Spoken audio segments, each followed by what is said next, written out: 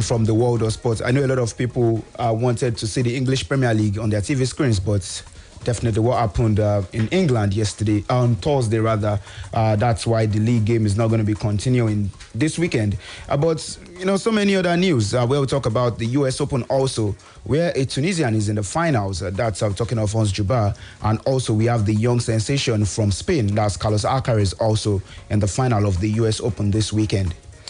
Okay, well, that is the voice of Olori joining us on World Sports this afternoon. And also via the phone line, I have Tunde Adebajo, who is joining me right now. Tunde, what's good? How are you doing, the coach? Hello, Tunde. Blessing, good afternoon. I mean, I was about to ask if you were taking another coaching certificate somewhere. That's why you're not here physically. Don't worry, I'll reveal everything about where I am in due course. But again, we just have to keep developing ourselves and getting ready for the opportunities that will come up in the future. I know, right? Again, it's always nice to be on World Sports to taunt you again. Now after United I've stopped that flaky. What's my own business there now? What's my own business there? All of a sudden you want to start denying Arsenal, right? Have I ever done the opposite of that? Good afternoon, listeners. It's great to be on the show. great to have you as well, Tunde. I mean, Tunde talked about, developing himself, waiting for that opportunity. And I'm thinking the opportunity to take over Manchester United, take over for Mary Ten Hag, perhaps. I'm just asking anyway. I haven't said anything, but like I said, we need to play our own part. We need to contribute to the development of sports in general, especially in this part of the world, developing economies, which have shown so much potential. But again, we've seemed not to have gotten the leadership of sports right in our continent. So every day for some of us, when we wake up, we see the huge potentials, huge amount of talent that we have as a nation, as a continent. And we are trying to play our part to see how we can push Africa more to be much more competitive than what we are doing at the moment. So this is not just about Manchester United. We won't shy away when the opportunity comes around. But again, maybe it's about Super Eagles too. But yeah, I like that Tunde has touched on this discussion about around leadership right here in Nigeria, and that's where I'm going to be starting from this afternoon. But first, I'm going to be getting Timile's take here. It is about the never-ending drama of Nigerian football. I don't know if you heard yesterday, the federal government scrapped the league management company managing the NPFL.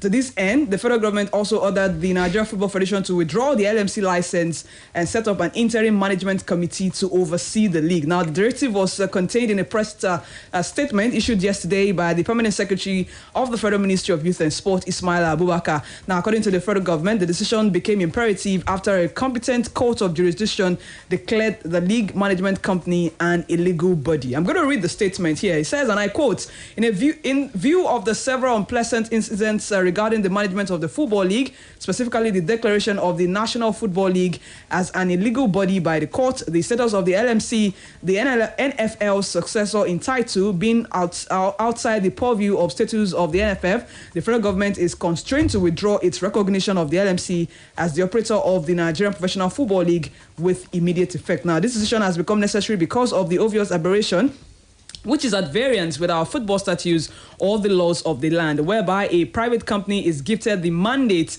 to manage or run the league indefinitely without the full involvement of and leadership by the clubs and devoid of any process to monitor the progress and development of the game. Sequel to the above, in order to rescue our domestic football from total collapse, the board of the LMC and the LMC as a body would no longer be recognized by the federal government as operator of the Nigerian Professional Football League. Now, to avert further chaos in our domestic League football. NFF is advised to immediately withdraw the license given to LMC and in the meantime set up an interim management committee to include the current chief executive officer and chief operating officer of the LMC to oversee the affairs of the league until a proper professional league body is constituted in accordance with the statutes of the NFF. Before I come to Tunde on this one, let's talk about this. What does this mean for football? What does this mean for the league? What does this mean for Nigerian football generally? Well, starting straight from when the LMC was actually created, they created the LMC in the year 2012. That's 10 years from last year, from the day it was created to this very moment. We are 2022, and then all of a sudden, the ministry for sport development actually said they should scrap the LMC. Well, I see no reason for that at this point in time because Sunday Diary and the way it does its things, I think it should be checked also because some decisions that he makes are actually not in the benefit of what we are to do in this country. Even if the LMC are not even performing well, putting the league where it's supposed to be, that doesn't mean you should come out and to say the LMC should be the license should be withdrawn from the LMC because definitely we know where they are going, and taking it away from them at this point in time, it is not making any sense at this point in time.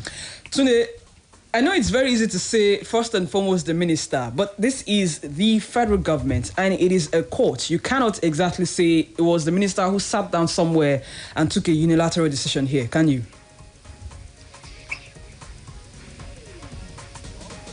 Okay, so I think going through the statement again, I saw it yesterday. First, I was baffled, but again, this is Nigeria. It is our football. We never disappoint with some of these very, very funny decisions. But there were some key elements in that statement. One, there was reference to a court of jurisdiction ruling against the setup of LMC, especially the composition of LMC, without the involvement of the leadership of the club sides, which is very, very funny for me, considering what we see in other developed climes. You see that, for example, the Premier League is a composition of all the club leadership coming together to appoint who will be their face and taking decisions together as joint ownership of the league. If we don't have that, I think it is a very questionable decision to have a body where the leadership of the football clubs will not play a key role in what is going on. So for me... But Tunde, hold on a bit, Tunde. But we have the Club Owners Association who also, in a way, they all sit down, decide, make decisions. I get that, but I would have thought that the leadership of the football clubs will play a role in LMC, as in a critical role in LMC, like you have in other senior leagues, like I mentioned earlier. So if the owners of the league are not playing a critical role, it becomes what's the word now? Because you have a private entity like LMC is supposed to be running the league, but what is their core? Involvement in the league? So it could just be a body that is running the league for core profit alone, and not the overall development of the game football league and the league.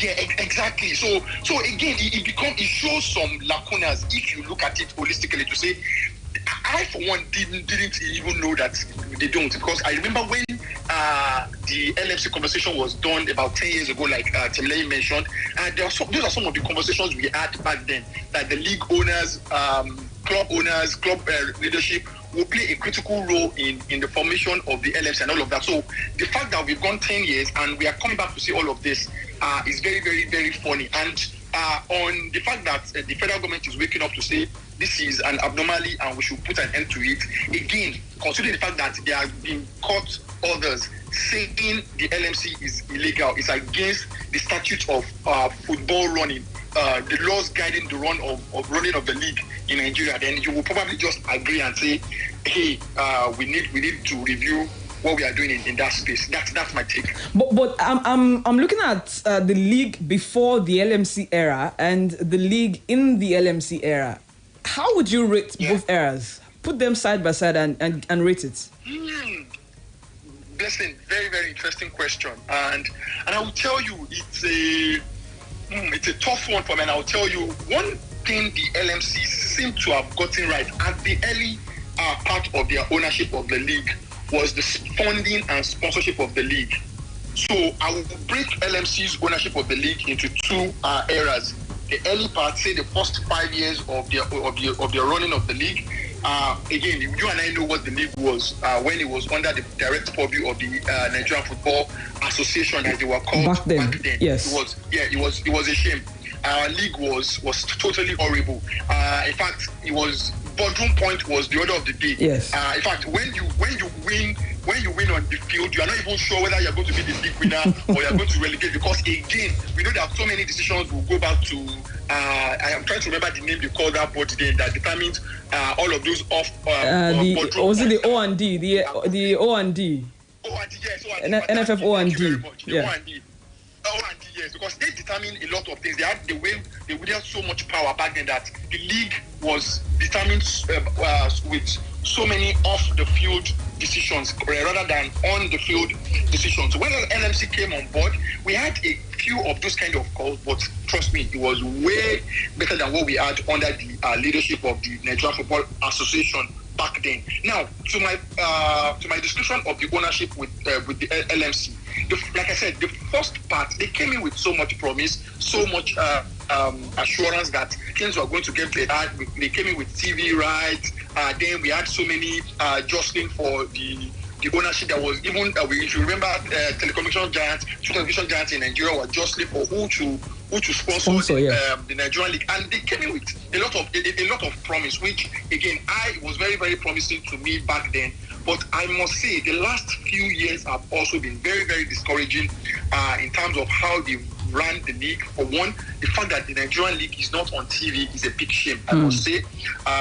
The sponsorship also, all of the fanfare that we got at the early stage have also gone down. So for me, I would say maybe, yes, I will support the league staying with LMC. I will probably want them to do all that is required in terms of the formation of the governing body of the LMC. Maybe if they do that and bring back the required energy, and vigor that was they put into it at the first part of their ownership, I think we are beginning to see less of that now. So yes, I still want the league to remain with the LMC, but even the LMC, I think they need to be reviewed and more vigor infused into the league. That's the way I would describe it. Okay, we're not done with this discussion because I'm getting this interim management committee thing. I'm getting the basketball vibe once again from that committee. Remember when the basketball, federation was scrapped, we disbanded, quote and unquote. We heard about that. So yes, I still want to talk about that and the structure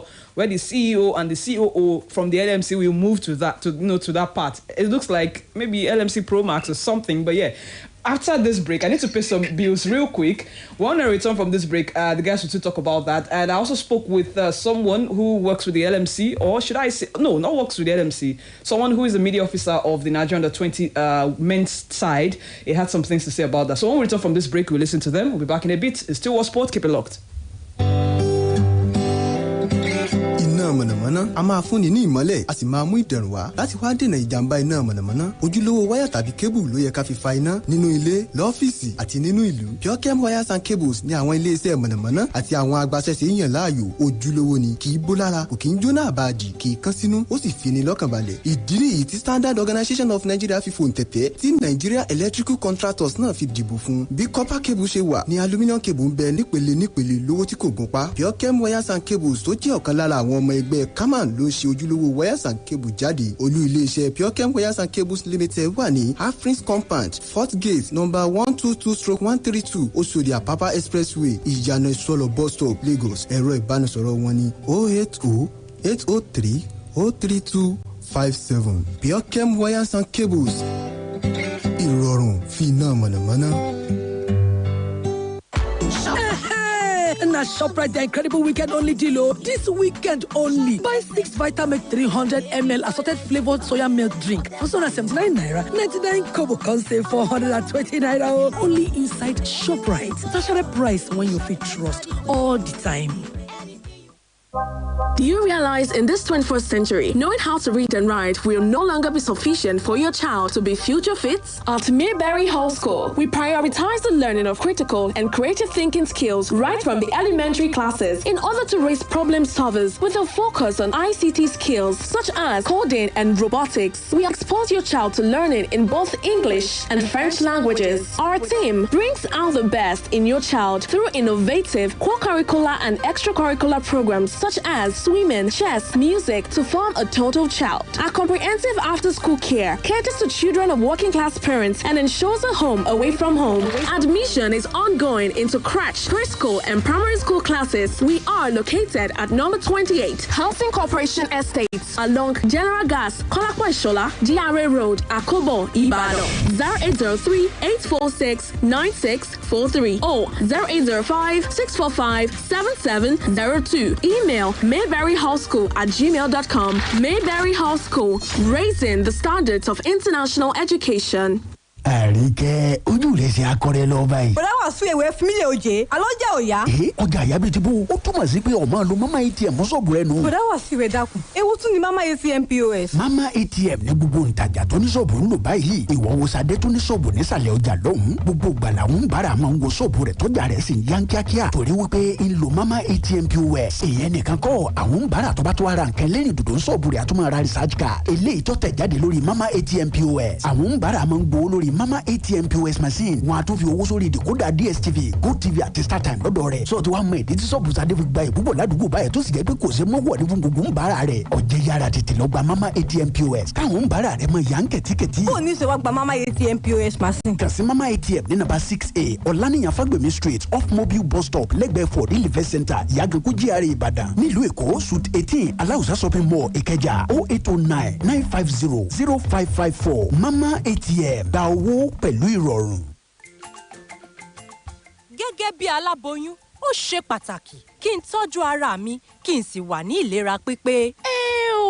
Kí wo àtoyún inú ẹ lè wà ní ìlera tó péye. Máa lo oògùn ẹ̀jẹ̀ tó ní áyọ̀nù nínú àti folic acid lójoojúmọ́ lákòókò tó bá lóyún. Eléyìí ń dènà àìtó ẹ̀jẹ̀ nínú oyún yóò sì jẹ́ kóyún wà lálàáfíà. Rántí o, máa lo oògùn ẹ̀jẹ̀ tó ní áyọ̀nù nínú àti folic acid lójoojúmọ́ lákòókò tó bá lóyún. Fún ìlera pípé, ẹ máa yọjú sí àwọn òṣìṣẹ́ elétò ìlera yín fún ìtọ́jú oyún nígbà tó yẹ. Ìkéde yìí wá láti ẹ̀ka àkànṣe iṣẹ́ ARIN nílé iṣẹ́ ètò ìlera ìjọba àpapọ̀.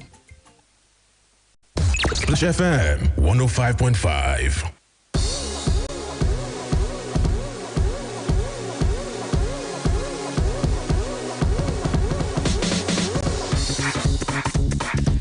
Okay, we are back. It is still World Sport right here on Splash 105.5 FM. Thank you for keeping it locked with us. If you're just joining us, it is World Sports. We're streaming live on our Facebook fan page.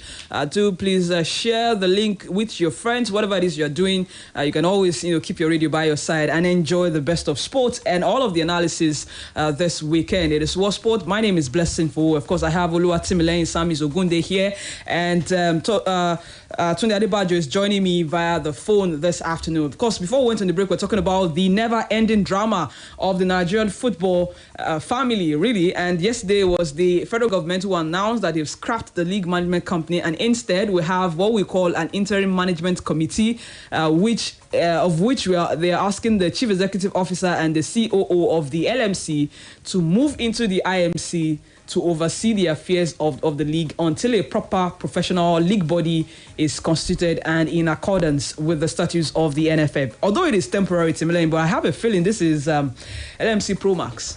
When you are moving the same set of people from one place to the other, definitely that's the leadership of it, and you are still going to expect the same thing from the next office they are actually moving into, because you are not changing anything. You are just moving positions. You are not changing anything, because these same people are moving on to the NFF, where they are going to do everything together to actually come to talk about make the league better, according to their statement yesterday. That is just what it is, and we need them to be checked. That's true. LMC, League Management Company, because when you look at so many news that enraged the world of Nigeria football, I think 3 seasons ago we were unable to complete the league. Last season, fine, we saw the league to the end, yes, last season, but during the course of the season also, there were still some lapses in which we saw so many things like we've mentioned behind the scene, sponsorship and all these things are not being accounted for, and we don't even have them at televised league. We don't have them. Nigeria Professional Football League. These things affect our growth also in the outside world if we are being sincere with ourselves, because we are not transmitting the energy that the foreigners are bringing into this same set of sets in the country. We are not transmitting it into the country on its own. We saw Ahmed Musa coming to the Nigeria Professional Football League, but what happened to him? He also still stepped out of the Nigeria How many games did he play? It still stepped out, but we need everything to be in accordance. So the LMC, they should be checked. But these people changing or moving them from one position to the other outside LMC is still the same set of people, and you are still going to expect the same thing from them if they are not changed. Okay, I spoke with Andrew Randa, who is the media officer of the under-20 men's national team, also a member of the NFF media team, and I asked him what this means for Nigerian football, what this means for the league, and the implication generally. And this is what he had to say. Personally, I think it's just political, to be honest with you, because just at the eve of the elections, something like this is coming out. If you understand the politics and what it's been happening or has been happening in the last 3-4 weeks, you will know that it's more political than administrative. So for me, I think that a lot of things will happen and will become more clearer after September 30th, which is the date of the elections proper in Nigeria for the presidency and other aspects of the Nigerian Football Federation. So, again, they said the COO and the CEO will take charge of the league. That's also an aberration for me, because if you're saying you want to dissolve a certain LMC and put an IMC in place, and then the CEO and the COO are going to be part of it, then there's something really wrong, because they're trying to plug the chairman's seat out and leaving that void. So probably they will handle the league or whatever it is for now. But I do think we've seen the last of this, and I don't think that the LMC will be scrapped. I think after a while, deliberations, meetings, and a lot will be held, and then this will be sorted out, and so the league can start, hopefully after the NFF elections by September 30th. Okay, Tunde, that was Andrew Randa, who the member of the NFF media team, also the media officer of the under-20 men's national side. They're talking about it being political at best, and they believe that the LMC will return after the election. Do you agree with that, Tunde?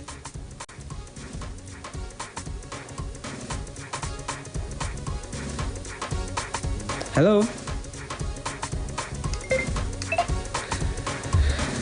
Okay, I'm going to try to get Sunday back on the line as regards this discussion on the NFF, and the federal government, saying that the LMC has been, described. Yeah, okay, now I can hear you now. So I was asking. Randa talked about how it is at best political, and how after the election we are going to return to the LMC as we know it to be. Do you agree with that? Yes, I do. Again, we probably can't substantiate it, but a lot of people are attributing it to the NFF elections coming up later this month or next month. Next month, actually, it's 30th of September. The chairmanship was next month, yes. This month? Yes, 30th of September, thank you. Coming up this month, yes, and a lot of people are attributing it to the power play around the fact that the LMC wields a lot of power owing to the ownership and management of the league that they have. So a lot of people are are tying that to the fact that the ministry, who there are also accusations of the minister having his own anointed candidate and trying as much as possible to ensure that all hands are on deck to ensure that the ministry's anointed candidate gets the leadership position of the NFF. So all of this, yes, you cannot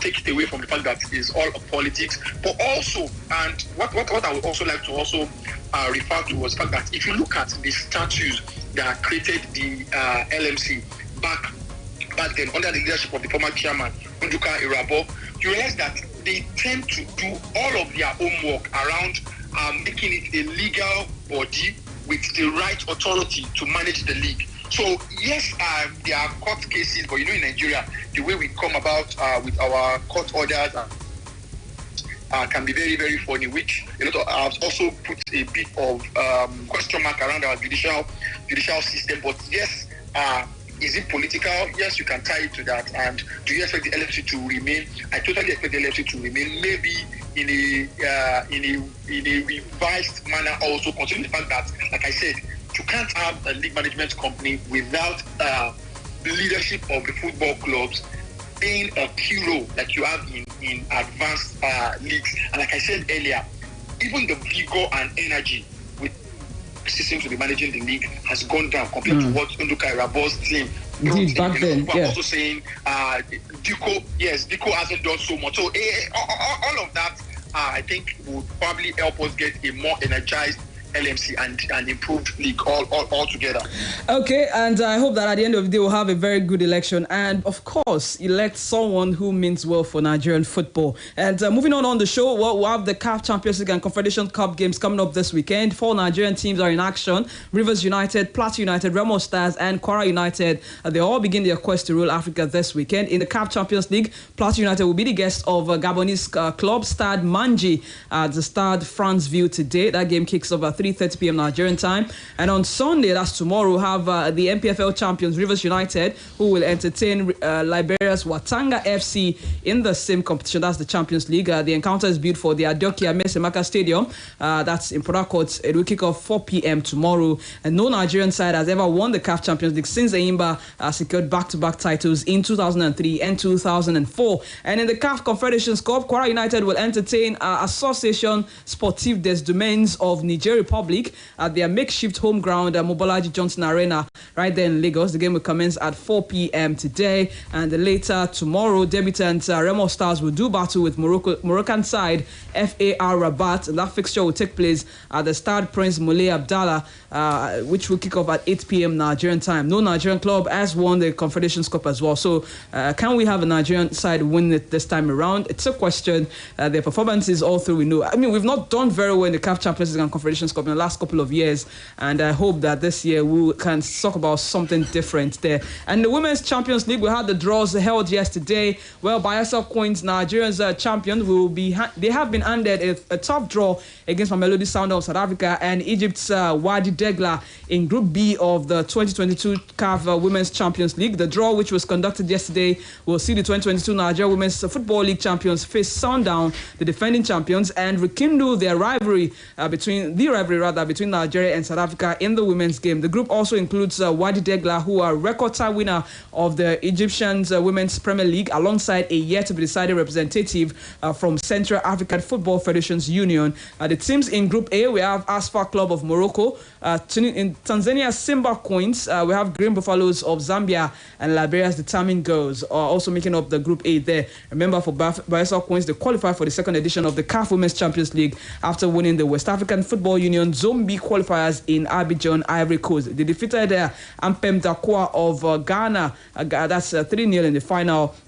And for Mamelodi Sundowns, they are the first ever winner of the CAF Women's Champions League, which was hosted in Egypt just last year. So this is a very, very tough group for the Bayelsa Queens. I know that for certain. I mean, playing against the defending champions, Mamelodi Sundowns of South Africa, all of the rivalries that we have with South Africa, and then Egypt, the record time winner in Wadi Degla, it is going to be a very, very tough one. I hope that we can post a better performance than Rivers Angels did last year when they lost to Asaka's Ladies. So I'm hoping that it will be something different this time around. Okay, enough of African football for a bit, enough of Nigerian football for a bit. Let's get straight into European leagues. Remember, there are no Premier League games this weekend, and it is all a sign of respect to Our Majesty the Queen, who died on Thursday evening. And it's yet to be decided when these games will come up there, really. But the British government said yesterday that the clubs were not under any obligation whatsoever to postpone the games, but the teams decided, you know what, as a sign of respect, we are going to postpone these games regardless. And many do not know that the Queen is an Arsenal fan. Timilene, are you aware? Yeah, I'm aware she's an Arsenal fan, and Arsenal remains the only club side who has visited who she invited. Okay, let's put it that way. Who she invited down to own abode where they dined together. I was expecting today to say something. The Queen was misguided. But for inviting Arsenal for an afternoon tea, come on, Tunde. Yes. But she lived 96 years without Arsenal lifting. The all-conquering United team. She was not informed. well, the way that happened actually, Arsenal. She met with Arsenal after the Emirates Stadium was opened in 2007. She had been slated to open Arsenal's new ground, only for a bad back pain to prevent her from doing so. So to make amends, the Monarch invited the first team squad to Buckingham Palace, and Arsene Wenger's side were treated to a tour of the state apartments and then stuck around for an afternoon tea. And after the event, Thierry said it went really nicely, and he said he had no words to describe the experience that the Queen has given us. But of course, she is an Arsenal fan, she was an Arsenal fan, in case you do not know. But now let's get talking into some of the Premier League issues around some of these teams that we mentioned a bit about during the course of the week. Chelsea to Liverpool after getting what a pounding it was at the hands of Napoli right there in Naples. And of course, Chelsea sacking Thomas Tuchel. Maybe unexpectedly for me. I thought it was a bit too hasty, and then getting Graham Potter. Now the question with Chelsea and Potter is it the right fit for the project? How does it fit into Chelsea's project? And what are his credentials as a manager? Timlane, is this the right man for Chelsea? Well, considering how far Potter has come through in this coaching job, well, I would say he's not the right man for Chelsea, because actually looking at the Brighton and Hove Albion, they poached him from also. This is his fourth season with Brighton and Hove Albion from the 2018-19 season down to the 2022-2023 season. Well, Graham Potter in his first season in England, that's with Brighton and Hove Albion, finished 15th. In the second season, he finished 16th. And in the third season, which was last season, he finished 9th. And this season, well, he has guided them to their best ever start to a Premier League season, and they poached him where Brighton were 4th in the log. But looking at him also, he was in Championship in the 2012-13 season with Swansea. He was in the Championship and finished 10th with Swansea. But before then, also, he was at Ostend there in Sweden, where they get promotion into 2011 and 2012 season. And of course, they guide them to a Swedish Cup trophy, and they played in the UEFA Europa League. But talking about Graham Potter in the English Premier League and Chelsea are not a patient club to actually give Potter that much time. If he fails to deliver, well, I can be so sure Bully, who actually started his Chelsea reign with an armour, would also show Graham Potter where the armour is. Okay. Now, Tunde, Graham Potter has been described as a progressive manager. I mean, this is something that you like to use a lot in terms of, describing managers. And that's as a result of his, his coaching methods, his style. But how progressive would this man be for Chelsea today? Okay, so the first thing I would first of all like to add is a lot of people don't know this about Graham Potter. He's the only sports manager in the world who holds a master's in emotional intelligence. Wow. Now, emotional intelligence is something, you can Google it. That is huge. Sport manager, yes, the only sport manager in the whole world who holds a master's in emotional intelligence. Now, emotional intelligence is something that has been tied to high-performing athletes in the way you prepare them and all of that.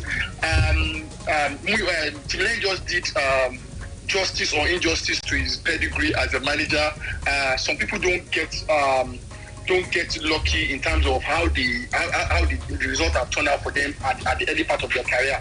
Is this a huge gamble from Chelsea's part? Yes. In fact, I had a conversation with a friend who told me in categorical terms that Chelsea have started their romance with mediocrity with the appointment of Graham Potter, because again, this is a manager who is yet to win anything. A lot of people also point to Manchester United's appointment of Ole Gunnar Solskjaer, who had a not so impressive CV from relegating Cardiff City to winning the league in lowly Molde in the Norwegian league. But I think if there's any manager who stands the opportunity or who stands the chance of succeeding with a big club, I think it is Graham Potter. like I said, the fact that in terms of not just the brand and style of play of his teams, I personally think his team has played the best brand of football in the last 3 seasons in the Premier League. Take out the quality of the likes of Manchester City and Liverpool. In terms of proper coaching and improving the talent of the players, I think he has done so much for himself, and I think he deserves the opportunity to rub shoulders with the very best. Now, does he have what it takes to command the respect of the boys in the squad? Considering this is a squad that just delivered the Champions League just 2 seasons ago, will he be able to make them key into his style and way of management? Remember David Moyes being appointed as Manchester United's manager, and the likes of Patrice Evra, Rio Ferdinand, really looking at him as, okay, you're coming from Everton, you've not won anything. We just won the league. So all of that. So, but if there's anything that will help him, maybe his master's degree in emotional intelligence will probably help him to get his methods across to the boys. The sooner he's able to do that, I think the better. Timley raised a very key point. Chelsea is not a very patient club. But one key thing is that we heard was that there's been a lot of conversations between the Chelsea new owner and Graham Potter, and we also heard that he was very, very impressed in his conversation with Cucurella during the purchase of Cucurella from Brighton. He had a bit of good about the manager from Cucurella, and that has always been in his mind. So it wasn't a surprise that immediately he fired Tuchel. Graham Potter was his man, and he went all out to getting him. Will he succeed? And the good thing is moving with all his backroom staff. Yeah. Brighton, everybody down to his recruitment officer. That means they will probably be able to recruit the kind of player that will fit his style and system of play. But again, it's a huge gamble on Chelsea's part. Big gamble for Chelsea. But now that he has the players, I mean, you cannot compare the quality in the squad at Brighton to the quality that he has at Chelsea. So maybe all of that could work to his favour. Listen, sometimes it's not just about the quality of the players. Sometimes it's about managing the egos of the player to key into your style. So we've seen managers who moved. I cited the example of David Moyes, who moved from Everton to Manchester United to his squad and just delivered the league. Got lost narrowly at the quarterfinals of the Champions League to Real Madrid, Mourinho's Real Madrid. If you also remember, Wolves managed by the Portuguese Santos. What's his name now? Espirito Santos. Very much. Who moved to Tottenham and didn't even last the first 5 months. So sometimes it's not just about the quality of the player; it's just about you getting the respect and command of the players to key into your style and do things the way you want them to be done. Considering the fact that you haven't even won the kind of medals those guys have in their kitty. Indeed, I understand that in the sense of the players having egos. But before we go on a break to join our partners at the BBC for the BBC Premier League update, similar in here, Liverpool losing to Napoli during the course of the week at Naples, 4-1. It was a thrashing, and Jurgen Klopp says Liverpool needs to reinvent themselves. But at this stage of the season, but now I feel like they can be very, they can relax a bit and a bit happy this week. For this week, with the postponement of the league. I wonder maybe that's one of the reasons why they were so eager to postpone the league this week. Liverpool, when the season started, they had a lot of injury crisis with Diego Jota out, Matip, Kunate, all these guys are out injured, and to cap it all off, they sold Sadio Mane to Bayern Munich, and a lot of people have been saying the absence of Sadio Mane in this squad is the cause for Liverpool's woeful performance. You can't say it is too early or it is not early, because when you look at Sadio Mane also with Bayern Munich he moved to, he is thriving, but Mohamed Salah is struggling in the league. Mohamed Salah is struggling. I saw a tweet on social media and I was like, the person said Sadio Mane actually is the main man at Liverpool, but Salah gets the applaud, he gets the glory. But that's a different thing. Mohamed Salah shows the figure, but Liverpool at this point in time, when I look at Liverpool's transfer policy also, I look at them, they buy players a piece per season. Who does that? You're a big team and you need to compete. Your midfield, you have nothing in your midfield and you still don't go all out for Jude Bellingham, even though I know English players, they seem to be overpriced in the market. They are overpriced in the market, but you still have to go for him. You don't have that midfielders. Who is your blocking for? Fabio also started the season with injury. But talking about Liverpool, I think they need to reinvent themselves, just as Jurgen Klopp has said. Trent Alexander-Arnold, Andrew Robertson. Well, this also boils down to how Jurgen Klopp, his style of play. He has overstressed these boys. He has used them so much to a particular style. We all know the gegenpressing at Liverpool plays, and these guys saps you of your energy. These guys, they've been in this system for the past 3, 4, 5 seasons, and what are there perfect replacements for them from Jurgen Klopp and even the Liverpool board? No. If a Mohamed Salah goes out injured today, who is the perfect replacement for him? Look at Trent Alexander-Arnold. No perfect replacement for him. Look at Andrew Robertson. Okay, though you have Tsimikas, but can he replicate what Jordan Henderson, Andrew Robertson is given, even though Jordan Henderson also has belonged in the squad? Do we have any other player also who has the intelligence of Jordan Henderson in the middle of the pack? The answer is no.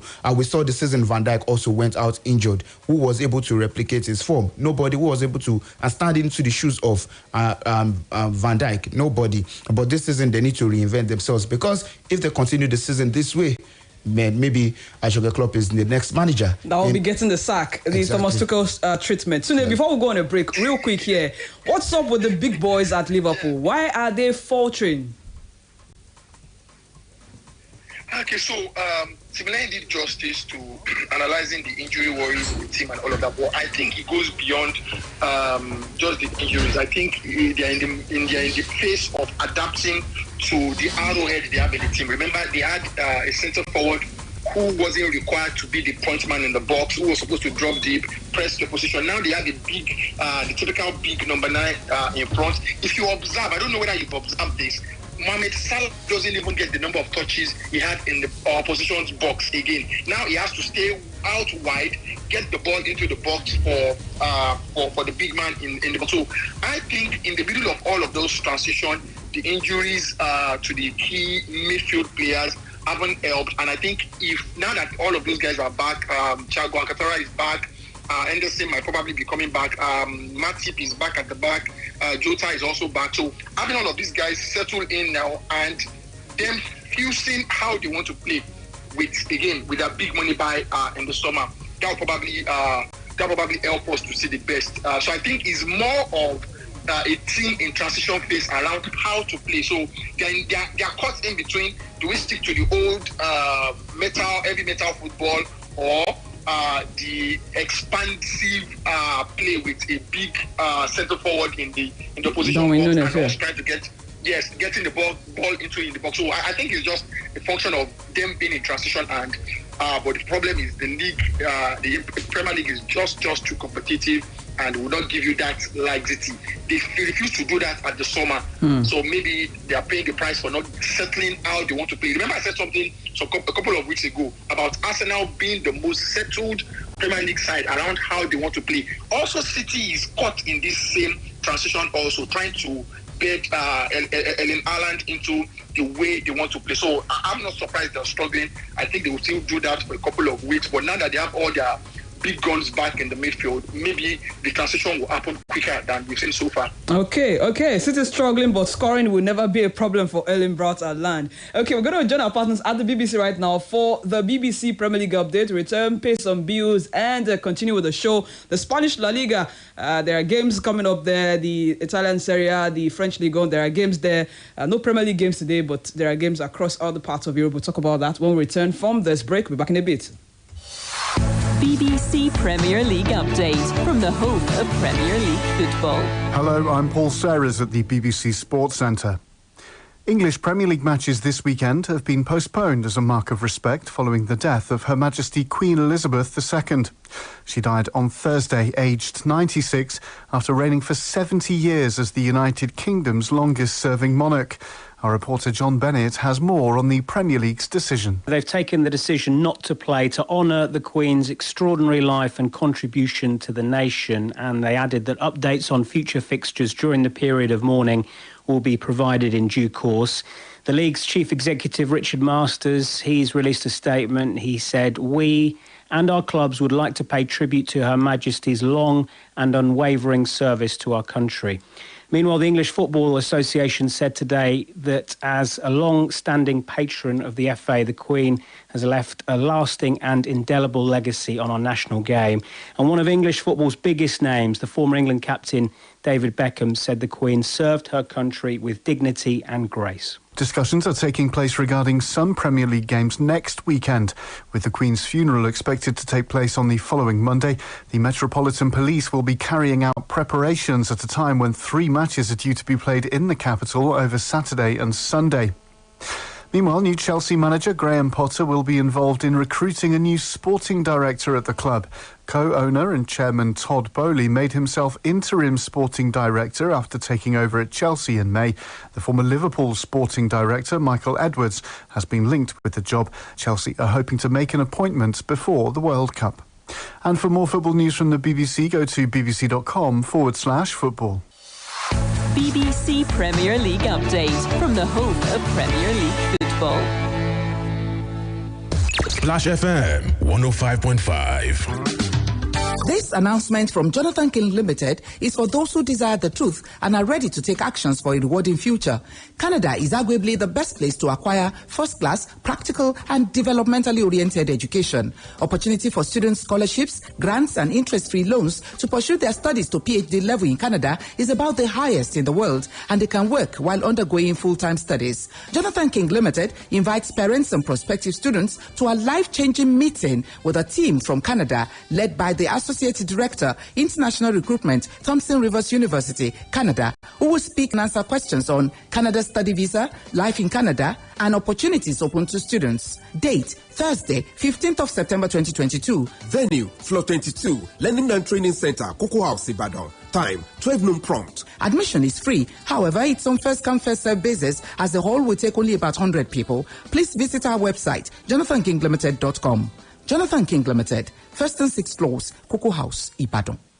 Ọlọ́run Táíwò Òjó bàbá ìsọjí orí afẹ́fẹ́ ó ṣe tó fẹ́ tú gbogbo èèyàn sílẹ̀ nínú 72 hours with God September edition. Mo ṣá lọ bẹ̀ tú mi sílẹ̀ Jésù. Let my people go. Jẹ́ kí àwọn èèyàn mi ó lọ́la kórí 72 hours tó ṣù kẹsàn-án látọjọ́ Friday náà ní Sunday 11th September. Àwọn èèyàn tó máa bọ́ lọ́wọ́ ogun. Ọkùn ìdè gbogbo máa já pàràpà. Ìwọ máa bọ́ nínú ìdè. Ọ̀pọ̀ ìránṣẹ́ Ọlọ́run ní Jésù máa lò pẹ̀lú àwọn olórin ẹ̀mí Bùkọ́lá Àjíàdé Ṣẹ́wọ́lẹ̀ Jésù. Ìlàjà Akíntúndé Ọlọ́run sọ́bẹ̀. Ṣọlá Lindsay. Kẹ́ńgà Jídára. Olúṣà Oyèlékè. Bàbá ìsọjí orí afẹ́fẹ́ Prọfẹ̀t Táíwò Òjó. Bàbá máa pàṣẹ ìtúsílẹ̀ látọjọ́ Friday náà. Bàbá ti wọnú àdúrà láago 9 òwúrọ̀. Kùtùkùtù lọ́jọ́ Monday la máa ṣe orí ọ̀fẹ́ o.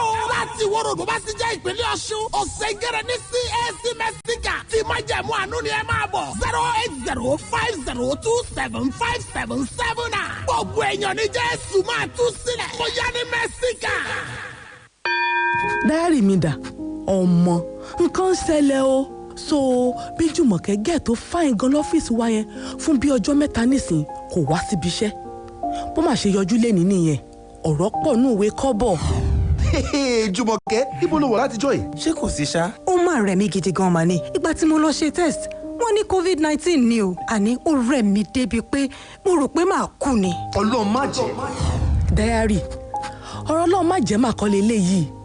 Àní èmi ti rò pé COVID yìí ti lọ ni. Àṣọ sì ń gbé àwọn èèyàn ní trabayé. Mo ti ṣe research mi báyìí. And first thing lọ́la, mo máa lọ gba abẹ́rẹ́ àjẹsára COVID-19 mi.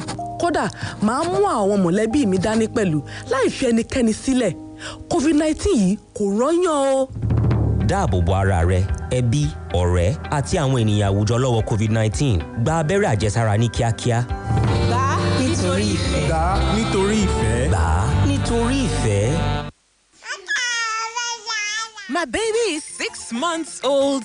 Oh my! 6 months old?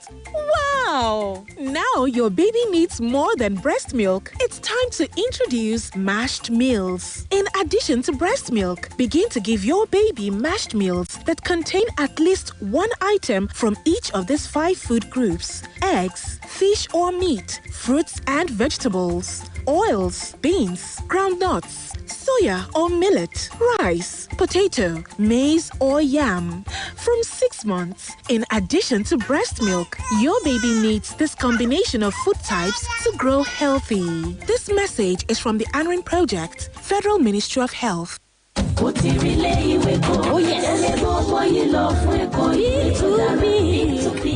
ẹni tó ń kọ́lé láìkọ́ mọ ọjọ́ iwájú ẹ̀ ló ń kọ́ létí ìdírè táwọn òbí àtàlágbàtọ́ tó mọyì ẹ̀kọ́ fẹ́ máa wọn máa lọ sílé ẹ̀kọ́ P2P nursery primary school tó wà láyìíká tó mọ́ tónítóní fún ẹ̀kọ́ àwọn akọ́ṣẹ́mọṣẹ́ olùkọ́ ló ń kọ́ àwọn ọmọ pẹ̀lú èlò ìgbàlódé fẹ́rọ kọ̀ǹpútà la fẹ́ sọ ni tàbí ti yàrá ìkàwé tí ọyẹ́ ti ń fẹ́ sáwọn ọmọ lágbárí ohun èlò eré ìdárayá kún bẹ́ẹ̀ bìbà àwọn èlò ẹ̀kọ́ tí a fi ń pa àwọn akẹ́kọ̀ọ́ lókè òkun tó wà ní P2P nursery primary school kọjá àfẹnusọ ọkọ̀ wà tó ń gbé àwọn ọmọ lójoojúmọ́ kílẹ̀ wa ń dúró mú ìforúkọsílẹ̀ ń lọ lọ́wọ́lọ́wọ́ forúkọ ọmọ rẹ sílẹ̀ lónìí ní P2P nursery primary school tó wà ní number 2 Oyèbọ̀dé street ọ̀wọ́dú olúyọ̀lé extension Ìbàdàn ẹ sì lè kàn sí ìtàkùn àgbáyé ní www.p2pschools.com tàbí ká ẹ pè sórí ẹ̀rọ ìbánisọ̀rọ̀ 08092467888 P2P nursery primary school ní gbogbo ìgbà làwọn akẹ́kọ̀ọ́ wa ń sọ̀rọ̀ lókè téńté.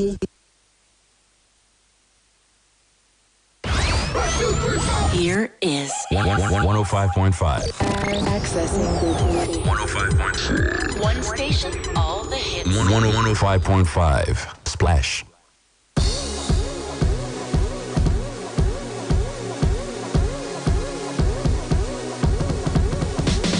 Okay, we are back like William Saliba right here on World Sport on Splash 105.5 FM. Your integrity dial. Okay, I've had Oluwatimileni here with me and Tunde Adebajo via the phone line joining us this afternoon. We're talking sports. The numbers to call 08091551055, 08056998678, 07069493 3000, 08091551055, 08056998678, and 070694933000. Those are our numbers. You can join us right now. Let's get talking. All of the things we're talking about, the NFF, the unending drama around the Football League, and of course, Chelsea, Graham Potter, they have their man, and Liverpool at Jurgen Klopp saying they need to reinvent. Let's get talking today on the show. Okay, we have some games coming up across other parts of Europe today.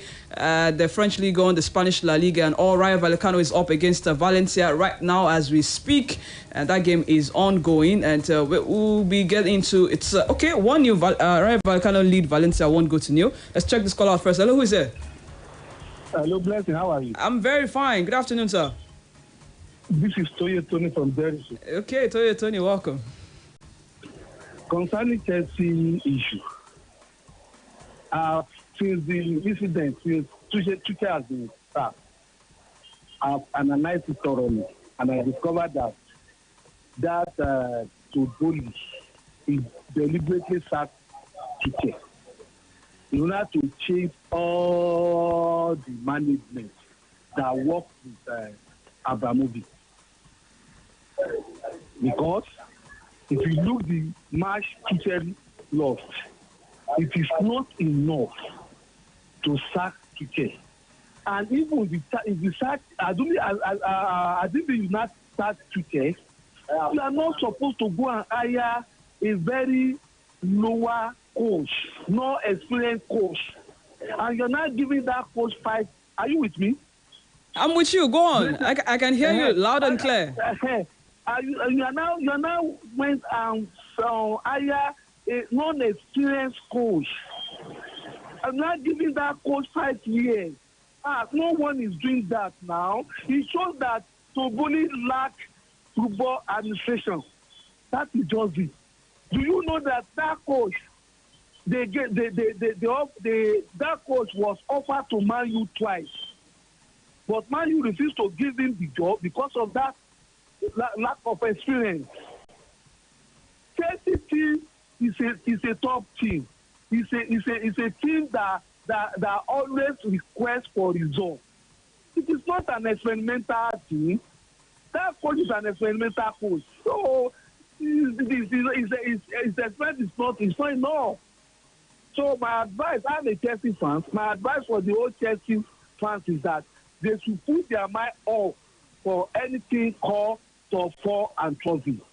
Have a nice day. Okay, thank you very much for calling. Toye Tony says, take your mind off top four. Meanwhile, I know some Chelsea fans who are still adamant that Chelsea will win the title, despite the fact that it is Graham Potter who is now on board. Okay, keep those comments coming in. We're also live on Facebook. Find our Facebook platform, our Facebook fan page, and leave your comments. 08091551055, 08056998678, 070694933000. That is how you can reach us this afternoon on the show. And back to the games in the La Liga. And Real Madrid hope to continue with their unbeaten run so far. 4 games, they've won all 4. They've drawn none, they've lost none. But now that Benzema will not be available to Milan, any cause for worry for them?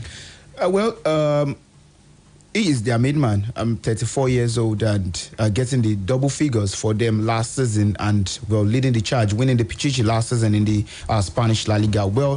They are going to miss him. But can we say Hazard, who came on against Celtic to get the goal, can actually fill in the voids of Hazard? How when was the last time you saw him put up that kind of performance, and consistently too? Yeah, consistently, injury fears and all. But let's just hope. Hello, who is here? Good afternoon. Good afternoon. What's your name, sir? I'm Mr. Babs. Mr. Babs. Yeah. Can you speak louder a bit? Yeah, I can. Can you hear me? Yes, I can hear you now. Go on. All right. Yeah, I want to speak on Chelsea issue. Well, the man that spoke has spoken right. Toboli wants to remove everything that has to do with the former owner, Roman Abramovich. Yes, but don't forget that being an unknown coach does not mean he won't succeed. You can still give him a chance. He's a very good coach. When we won the Champions League, 2012, Di Matteo was he was what do you call him? Italian coach. Also inexperienced when he won the Champions League. Yeah, and he won it. What I want us to do, forget about winning the league, but we should maintain our fourth status. So this situation, does it change your projection for Chelsea for this season? Well, we have the materials on ground. If they can put their hands together, they will go far. Okay. All right, thank you very much for calling. Mr. Bob says because he's inexperienced does not mean that, he cannot perform. That's what he's saying. I'd like to hear from more Chelsea fans here. 08091551055, 08056998678, 070694933000. I'm looking at the Spanish La Liga table here. Real Madrid top of the table, 12 points from possible 12. Barcelona second place with 10 points. Now, today Barcelona are saying that they want to sue Atletico Madrid. They are demanding that Atletico Madrid pay them 40 million euros for Antoine Griezmann. I feel like I-5 in whoever included that clause in his contract. Like, wow, you're doing well. Yeah, smart contract. Okay, so the deal is there was a clause that if Griezmann completes 45% of their games, 45% of their games for 45 minutes, they will be entitled to getting 40 million euros. Extra yes. 40 million euros. But again, Atletico being a very smart club, they've turned Griezmann to their super sub to ensure that they don't breach that clause and be required to pay the 40 million euros. And I honestly don't know what Barcelona's case is going to be when they go to court, that they did it deliberately. Whether it is deliberate or indeliberate, it is their choice. It is their choice. I mean, how to use him. They can tell you it's their tactical move for the season, and it didn't meet up to that clause, and they are not going to pay. So the fact that Barcelona allowed that clause to remain in the contract showed that enough due diligence was not done, because again, they are mischievous. Open to, yes, what you usually see in Europe. I'm sure whoever did the due diligence on that contract didn't see that clause early enough. Honestly, it is within Atletico's control to achieve that clause. What you usually get is when the player wins trophies, when the player does this, those are the kind of clauses. So, yes, but saying 45 minutes. but what could possibly be going through the mind of the player himself? So again, you need to look at if you're looking at it from the player's perspective. Griezmann is not young; he's 30 plus. If I'm sure, he's 30 plus. If I'm sure, for him, he didn't have the best of time with Barcelona, so remember his best days were still with Atletico Madrid. Yeah. Maybe he's even happy to do this. To do that, yes. Get me fit, let me play at the World Cup, which I think is the concern for him. Even when he comes on, you don't see that hunger and all of that. You just see a player who wants to keep himself fit, get ready for the World Cup, and you never can tell. So I think his allegiance still sits more with Atletico Madrid. With Atletico rather than Barcelona, With Barcelona. if you ask me. Okay, it's 09155 1055, 08256 998678, 0706 949 3000. Who is here? How are you? I'm fine. Good afternoon. What's your name? My name is Mr. Francis. I'm calling from Aderonke. Great to have you, Mr. Francis. Let's go. Now, you see, looking at the issue of Graham Turner, something like that, you see, you will imagine that when Di Matteo came into Chelsea, people never gave him a chance. He surprised everybody. He won the Champions League, and people were just thinking that how can a coach that is not having experience come and take a team like Chelsea and coach them? So definitely, let's look at what Graham Douglas will do, and if Graham Thomas anyway, if whatever he will do, if by the time it is young training and his first match on Wednesday or so, and we see how it's going, but it's going to take him time to build this boy to resume continual play. Don't forget that when he was in right now, he was doing fine because the team he was coaching, they are average players that were decimated from other teams that didn't have any place to go and start again from the scratch. So things like that, and those guys were doing their best to make sure that at least they can earn their living. Not a club like Chelsea. So definitely, let's hope that 3-4 matches that will give him what he will come in that team. On the issue of Benzema, we do not need to tie a player to a team that without him, nothing will happen. I mean, we have seen where he was injured for almost about a month, and the team went on and they were doing fine. Definitely, one man is not a football team. It's a teamwork. And the coach that you have there in Madrid is an experienced coach. He knows how to grind out his result. Good afternoon. Okay, thank you very much, Mr. Francis. 0809155 1055, 08256 998678, 0706 949 3000. That's where you find me this afternoon. Hello, who's here? I just called back from Anakia. Mr. Babs. Okay, Mr. Babs. Okay, welcome. I want to ask you this question. Is it true that the Burnley requested for a striker and Thomas insist on buying defenders?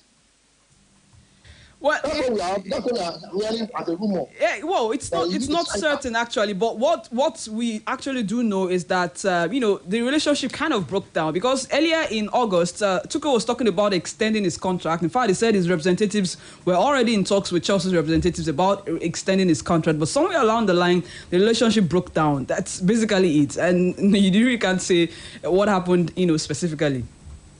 And secondly, is it true that he lost the room control? I didn't get that.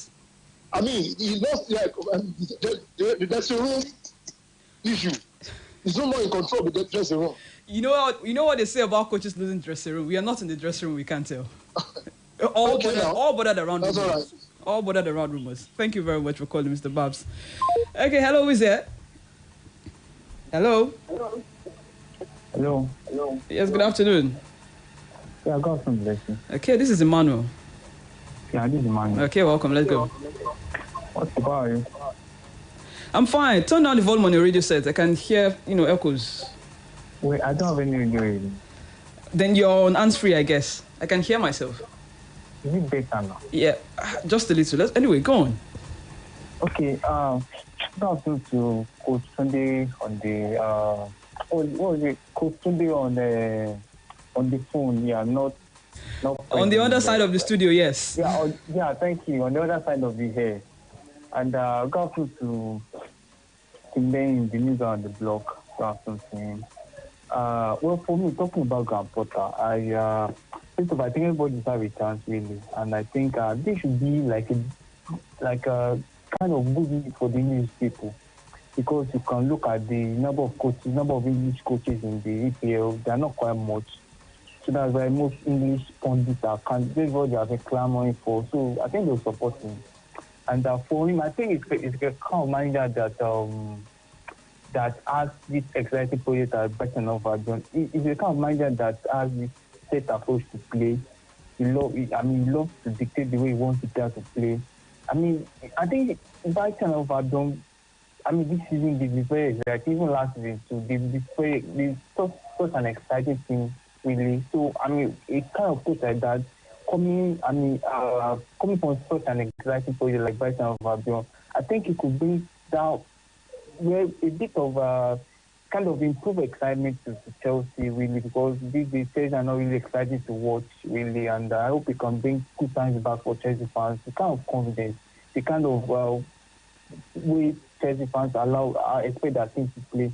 So for me, I think, it's going to be a different story for him coming from Brighton to Chelsea. Chelsea are not patient. They are not patient. So for me, I think he deserves a chance, and I hope he prove the doubters stronger. I hope he do well. Okay. For Liverpool, really, lastly. Wrap up your thoughts, Emmanuel. I hope the way after I say it's very effective. I don't want to do something. I want it to do some Liverpool good, really. I hope maybe the revention will start this Saturday, but from us until I want to see some new stars. First of all, I want to see Van Dijk on the bench. I just want to see some regular starters on the bench. I want him to experiment with the team, bring on fresh faces, people who have a kind of passion to just fight for them, not who are just relaxed, very complacent, really. Thank you. Okay, thank you very much for calling, Emmanuel. We need to go on a very quick commercial break. But before I go on that break real quick, to other leagues here in the French Ligue 1, Paris Saint-Germain are up against Brest at 4 p.m. today, and the other games will be coming up tomorrow. And the PSG coach, Christopher Gaultier, is saying that there's no rift between Neymar and Kylian Mbappe. He says they have a very good relationship. Whatever you're seeing on TV, it is just it. They have a very good relationship. More games in the German Bundesliga as well. Bayern Munich at home to VfB Stuttgart. Leverkusen going away to Hertha Berlin. And tomorrow we have Mönchengladbach away at Freiburg. The Italian Serie A, Napoli against Spezia. Unfortunately, Victor Osimhen will not be playing. Is out due to a thigh injury. The Serie A club announced they're saying that it might be out for about 4 weeks. We hope he gets back as soon as possible. That means that he'll be missing the next week's Champions League trip to Scottish club Rangers and their clash with title rivals AC Milan the following Sunday. And some major games: Inter Milan against Torino at 5 p.m. today. Sampdoria at home to AC Milan at 7:45 p.m. Juventus against Salernitana tomorrow as well. We need to go on a break, and when we return, other sports gets my attention. Starting with the ITTF Africa, that's the Senior African Championship, where Aderonke has again won a title, the African title, for the first time since 2018. Na ShopRite, the incredible weekend only deal. This weekend only. Buy 6 multi non-alcoholic 330 ml can drink for 179 naira. 99 kobo concept 300 naira. Only inside ShopRite. Sachary price when you fit trust all the time.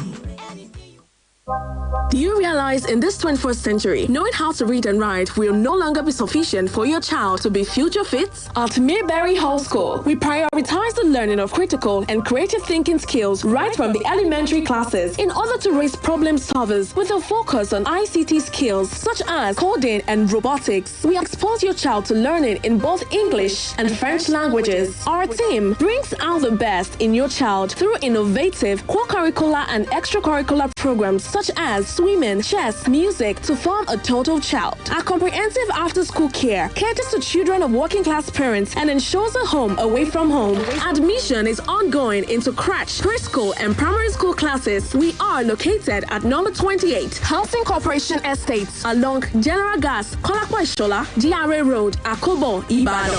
0803-846-9643 or 0805-645-7702. Email mayberryhallschool@gmail.com. Mayberry Hall School, raising the standards of international education.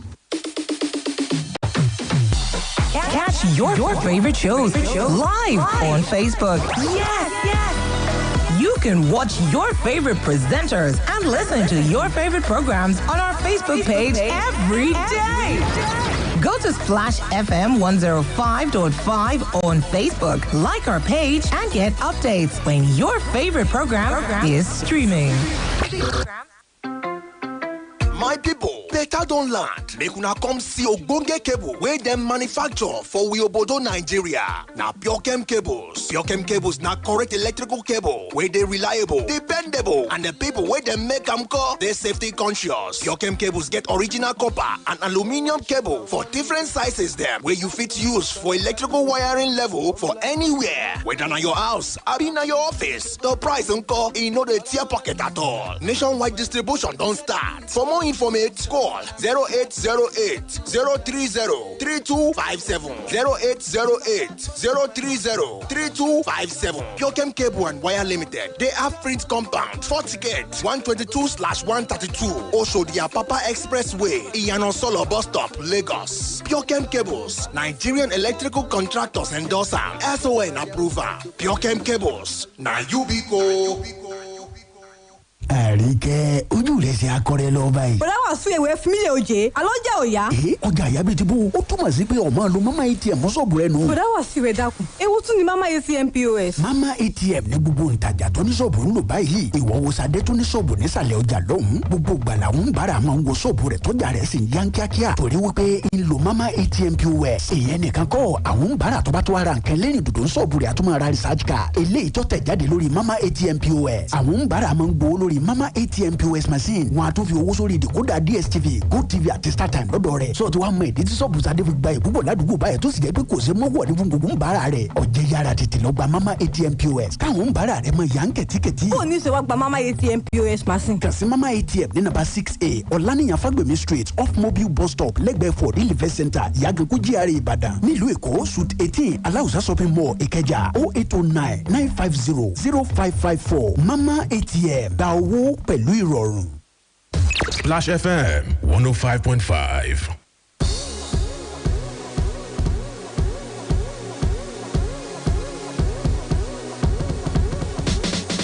Okay, welcome to the home stretch of World Sports, the Super Saturday afternoon. On Facebook, Dada Ashiru Bariki says, good afternoon, Mr. Tuchel needs to work on himself as a coach and a father. A leader must know how to lead and address an issue in a positive manner. It says Nigerian League is anti-football. Potter will do well at Chelsea because he's better than Manchester United and Arsenal coaches. Okay, hello, who's here? Hello, good afternoon. Good afternoon. What's your name? My name is Samuel from Olori. Just a Samuel? Yes, Samuel from Olori. Okay, great to have you on the show. Welcome. Yes. I want to start with Victor Osimhen at Napoli.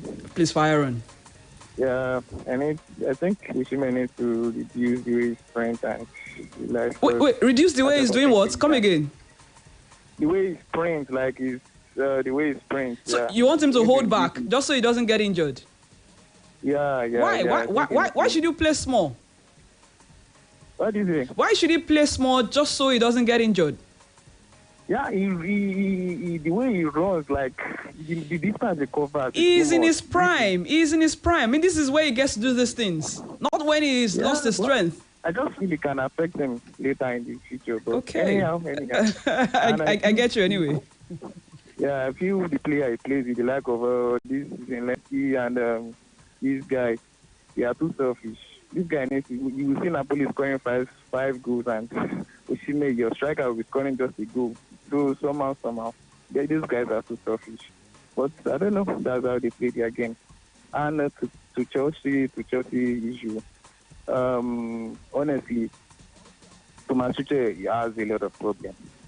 When he came to Chelsea, he came and Fikayo Tomori that benched Rudiger. The next season like this, Fikayo Tomori was told. Tamiaba had 15 goals before Thomas Tuchel came. Thomas Tuchel came, he benched Tamiaba. And Tamiaba went to Roma, broke their record. Same as Fikayo Tomori, became a starter at AS Roma and won the league with them. So there has been a lot of issue with Thomas Tuchel even in his dressing room, and playing players out of their position has been one of the major issues. And according to the report we heard that there was only like 3 players that sent message to him after that. So you will notice that there's been some issues in the dressing room. So okay. Good one for him. And Potter, I can't say Potter will do well. I can't say Potter, but I just wish him All the best, right? Okay, thank you very much for calling, Samuel. Thank you so much. Okay, moving on the show, let's talk about table tennis, where Quadri Aruna is delighted to have ended his 4-year wait to clinch a second African title. He came back from 2-set down to defeat his eternal rival and friend, Omar Asa, 4-3 in what was a nerve-wracking final of the 2022 International Table Tennis Federation Africa Championship in Algeria yesterday. I'm going to take a moment to listen to Aruna Quadri here as he tells us what this means to him. You know, of course, everyone here, we want to win. Our countries believe in us, and that is why they send us here. I believe I could win, but I didn't know it would be possible like this, but I always believe in myself. And don't forget, the last 5 editions, I was always in final. So it means I have not been winning any title since 4 years. So I'm very happy that I finally win something after 4 years. What was going through your mind while down 3-2 and Omar was leading in the 6th? And how did it help you to turn things around? It's always never over until it is over. You know, we started from 0-0. Don't forget, first set was 5-1. I lost. You know, I also lost some chances, but of course I didn't give up. I was just fighting and fighting. I knew if it would be my game, then it will definitely happen. If not, it will never happen. So I keep fighting and fighting, keep believing in myself. I was never giving up. I believe, and it's actually worked for me. Okay, Aruna Quadri there says he believed and it worked for him. Today, you need to see how the Aruna Quadri Table Tennis Center in Lagos went into, a jubilant mood the moment he came down from 2-set down to eventually win. But, I mean, he had to wait 4 years to win his second African title. How much does that mean for Nigerian table tennis? It means so much for us, Blessing. I was in very jubilant mood myself after reading about the triumph. Again, yes, Omar Asa is become friend, ally, and everything to... Just like Rafael Nadal and Roger Federer. Exactly. He's become everything to him, and I'm very, very proud of his achievement. We are all proud of him. Second time leading, becoming number 1 guy in the continent. Great. But listen, there's another key thing I also like to point out. In the semi-finals, remember he won against Taiwo Mati, yes. Mati did the impossible by beating Ahmed Salah, yes, of Egypt. Yes. Yeah, so that's another one. Ahmed Salah is rated number 2, so that's another proud one to look out for all of us. Quadri is 34, he's not getting any younger. Maybe the current African under-29, under-19 champion and Nigeria's under-21 champion, Taiwo Mati, is one to look out for to take over from Aruna Quadri. So great one for Aruna Quadri, great one for Taiwo Mati, and I think it's one for Nigeria's table tennis at the moment. Even though we didn't do well in other aspects, other events, yes. The teams events were nowhere to be found. So maybe those are probably some of the areas we need to start working on. But it's a proud moment for all of us from Nigeria. Really, speaking of taking over the mantle from Aruna Quadri, I mean, it is Mati Taiwo now who finished 4th in the men's singles race. He made it to the podium. But at some point, it was all about Olajide Omotayo. And, he hasn't really performed so well, but he also finished 3rd alongside Mati Taiwo in the men's doubles event. In the women's singles, Dinah Shrev defeated Yusra Helmi to claim her 3rd continental crown. Well, I have more on the African, championship for table tennis, but we'll talk about that on Monday on Sports Bank. And Timile, let's talk about athletics here. The fallout of the Diamond League final at the week during the course of the week on Thursday, where Tobiloba Amuson defended Diamond League final crown, and $30,000 yet again she won. She obliterated the tournament meet record that's held by Gail Devers, 22-year-old record, to finish 12.33 seconds. And then she said for her it was all about proving to herself that smashing the world record wasn't a fluke at all, and then she needed to do it again. Listen to Tobiloba Amuson. Let me tell you, I was scared to the teeth getting on that line, but I just had to keep my calm. While they said, "Oh, you mags?" I'm like, "Yes, it's showtime." So yeah, I'm just thankful to have come out here and got the win. So, did you feel there was any pressure after Worlds or even after last year winning the Diamond League, or is it more just proving it to yourself that you know what you can? Pressure, no. It was more proving to myself that I broke the world record and I can do it over and over. It's not just a one-time thing, Even though after the world champs, it took a toll on me to get back into my rhythm. But with enough rest, let me tell you, enough rest, I was able to bounce back, and I'm thankful. If you were to sum up 2022 in one word, what would it be? God is faithful. Okay, describe your 2022 one word, and she says, God is faithful. Timilane, let's talk about this, amazing Amazon. Well, I call her to be Loba Express. Everyone calls her to be Express. Well, everyone calls her to be Express, but everything she has done was starting straight from 2 years ago, last year, and this year again, where she actually was in the limelight. Where everybody went back to her tweets where she said she's going to be reckoned with sometime later, but this year is just a year. Everything going into every tournament and setting our own record, breaking the record in the tournament, setting our own record, and that's actually puts Nigeria somewhere in the world also. Well, this is a moment, let her live in it, and not only to Global Abuso, also maybe our best friend when it comes to female athletics in Nigeria. It's a Brume also. We're both of them moving places in Nigeria and doing the country proud. Okay, well, that means Amuson's feat in Lausanne on Thursday meant that she successfully defended 4 titles this year. She defended the African title, which she won in Mauritius back in June, and the Commonwealth. She defended a Diamond League title, and there's one more she defended. It was 4 titles in total, but I can't place my hand on the 4th one right now. But hey, talk about a woman on fire. Definitely, it is Oluwatobiloba Amuson. And finally, to the world of tennis, the US Open. It reaches a crescendo this weekend, and the women's final comes up today at 9 p.m. Nigerian time. Iga Swiatek bidding for a 2nd Grand Slam trophy of the year, while Ons Jabeur is looking for her first major in the US Open final later today. I am all the way for Ons Jabeur. I mean, being an African woman, and she has fought her way so hard to get to this stage. And my friend was in Tunisia a couple of weeks ago, and she was speaking with table tennis, young table tennis players, asking them what sort of impact Ons Jabeur in tennis is having on them. And they were all speaking. I saw the video, and they were all speaking so glowingly about her. In fact, she's called Minister of Happiness back in Tunisia. What do you project for the final here, Timilane? Well, just like I mentioned yesterday, she's an African, and of course, we are all rooting for her. But after what happened at the Wimbledon to Elena Rybakina, of course, we want that Ons Jabeur to come back into this game with Iga Swiatek to get the deserved victory. She should learn from her mistakes in the game against Rybakina and put everything into place in this game. Well, it has not been an easy ride for her also. World number 5, that's Ons Jabeur. But I really hope and she learns from a mistake and does well later tonight. Yes, indeed. In that Wimbledon final, I mean, Neves took the most of her, somewhere along the line. First time, and then she lost. I hope that she can indeed learn from that, the errors in that Wimbledon and go all the way. But it was always going to be tough against Iga Swiatek. I mean, world number 1 at the moment. In the men's category, Tunde, Carlos Alcaraz. See, I don't know when the last time we saw, the semi-final of a US Grand Slam that didn't involve a Rafael Nadal, didn't involve a Novak Djokovic, didn't involve Roger Federer along, somewhere in the mix there. Maybe all my hopes on the Gen Z or the next gen is finally coming to play here. Casper Ruud against Carlos Alcaraz in the final tomorrow.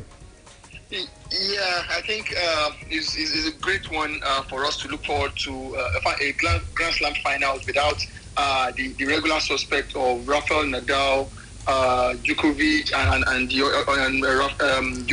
other 2 guys. But for me, I think this one has Ruud written all over him. Not even Alcaraz. Why? I just feel the experience probably might help Ruud more, considering the fact that he lost the French Open finals just 3 months away.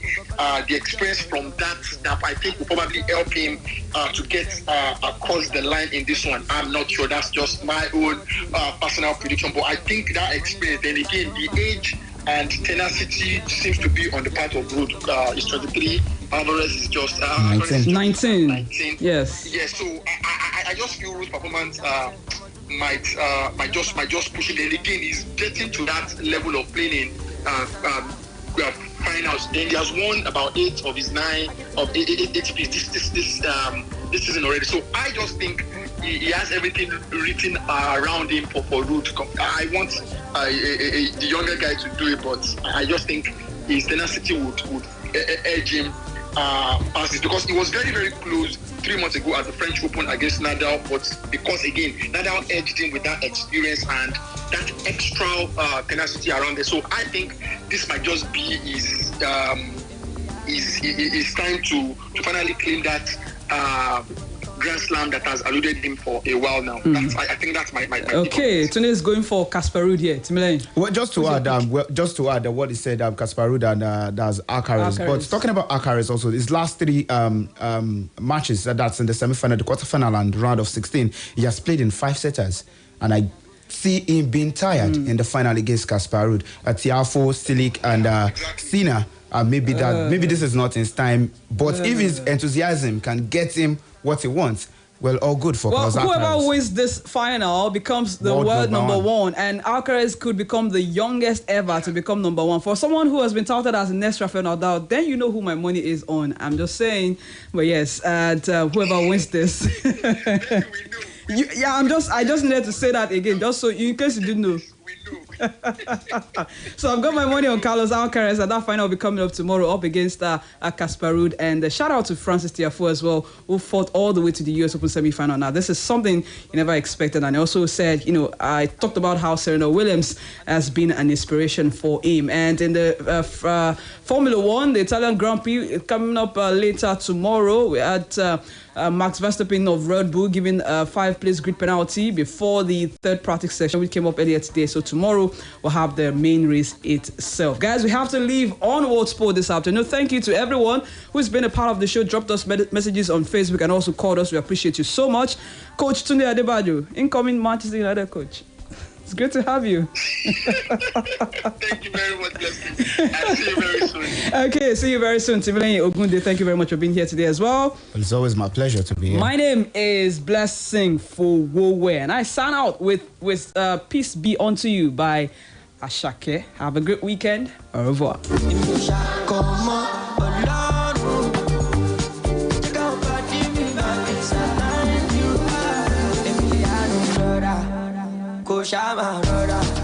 You want the corner, put that motor down, cause you the para pass your mother. Caracas de Sala, il est faux caméléon, motivé one baby. The money long cause I don't pass it. Now everybody want to tear my shirt. I just blow bottom, I know myself. Before them use me, I go use my sense. I'm about to pass it. Anita, go downstairs. I'm on the door, I'm occupy me, love my fat. Range over me, love my jet.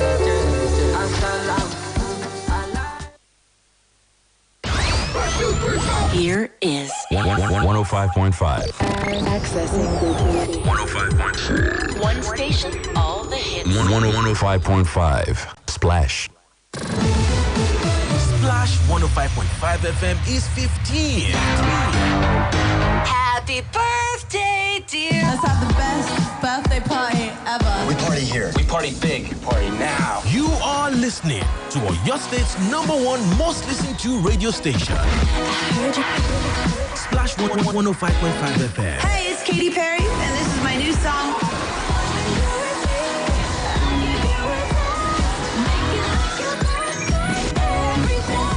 Splash 105.5 FM, the first and still the best.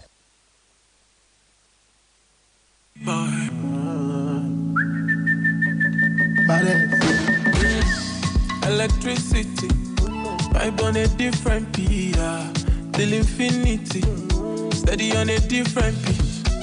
Life is not that deep, it's all about the